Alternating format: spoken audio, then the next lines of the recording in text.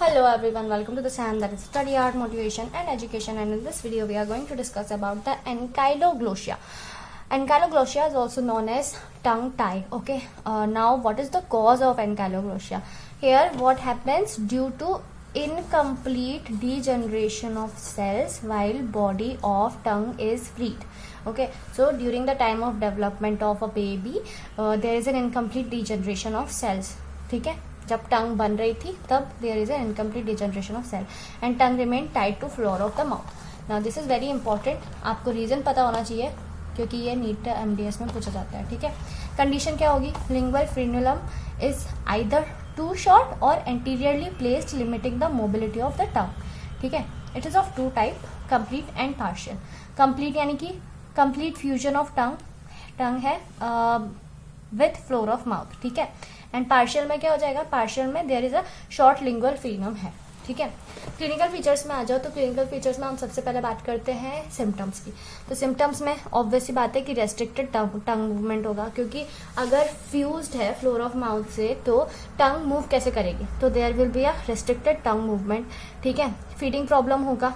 ठीक है, क्यों? क्योंकि अगर टंग मूवमेंट नहीं हो पाएगा तो आप फीडिंग कैसे करेंगे? स्पीच डिफेक्ट होगा, टंग बाइटिंग हो सकती है. ठीक है, तो इन एक्सट्रीम फीडिंग प्रॉब्लम में इन एक्सट्रीम केसेस में होता है ये पुअर सकिंग होगी एंड इनएबिलिटी टू च्यू. ठीक है, स्पीच डिफेक्ट में patient will be unable to lip sing and unable to pronounce TNLAS TA etc. Okay, and there will be a tongue biting. Coming to the signs, so there will be a V-shaped notch.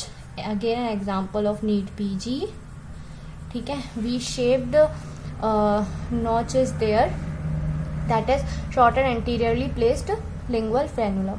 Then anterior open biting हो सकता है, तो midline mandibular diastema, inability to clean the teeth and lip syncing.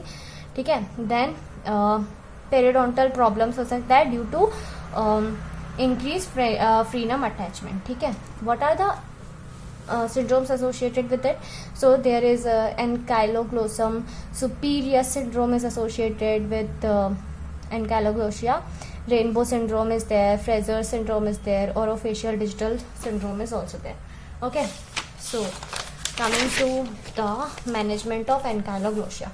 So in management of ankyloglossia हम सबसे पहले counselling कर सकते हैं, पेरेंट को एजुकेट कर सकते हैं, फिजिकल एजुकेशन दे सकते हैं कि बच्चे को किस तरह से हम मैनेज कर सकते हैं. ठीक है, सर्जरी में फ्रीनेक्टोमी होगी एंड फ्रीनेक्टोमी तभी होगी when there is a complete fusion of tongue, feeding problem हो या फिर चाइल्ड 2 से 4 साल का विथ पुअर स्पीच. ठीक है, कॉम्प्लिकेशंस इसमें क्या क्या आ सकती है? सो कॉम्प्लिकेशन ये आ सकती है that there will be injudicious cutting of frenum in newborn can cause haemorrhage and asphyxia. ठीक है, इन्फेक्शन में क्या हो सकता है? इन्फेक्शन आपका फ्लोर ऑफ माउथ पे हो सकता है, फॉर्मेशन ऑफ लार्ज अल्सर्स हो सकता है और स्प्रेडिंग स्टोमेटाइटिस भी हो सकता है पेशेंट को.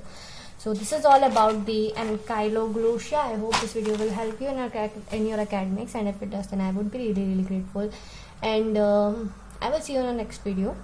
Till then, thank you so much for watching. If you want these notes, just write down your email ID in comment box and I will share the PDF of these notes in your drive. Okay, so these are the things which I have to tell you now. Thank you so much for watching this video and I will see you in the next video.